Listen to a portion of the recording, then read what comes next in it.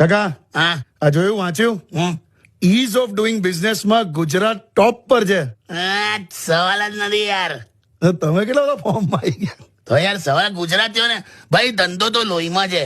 સવાલ જ નથી. પણ એક તકલીફ છે, હું આ ઓનલાઈન શોપિંગ વાળા માર્કેટ તોડી નાખે છે. કોનું લા કેમ આ બધી દુકાનો વાળાનું માર્કેટ નથી તૂટતું? અલા તોય ગુજરાતી ધંધો કરી જાણેલા, તું વિશ્વાસ રાખ. એમ? હમણાં છે ને એક ભાઈ બજારમાં જતા હતા, હા. ત્યાં એક છોકરી એમને આમ સ્માઇલ આપી અને દુકાનમાં ગઈ. અચ્છા તો આ ભાઈ પણ દુકાનમાં ગયો, હા, પાછળ પાછળ. અચ્છા હવે દુકાન વાળો ઓળખીતો હતો, અચ્છા એટલે દુકાન વાળો કે બોલ કે શું આપું?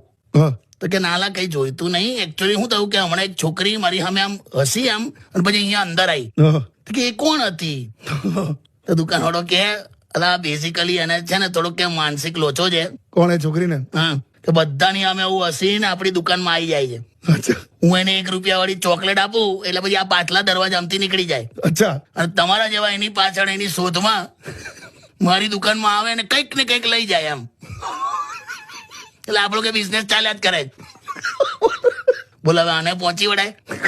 કઈ ઘટે? કશું ના ઘટે. ગુજરાતીઓને ધંધો ના શીખવાડો, બધું જાય કરવી ગુજરાત લા. બસ પતી ગયું, સવાલ જ નથી.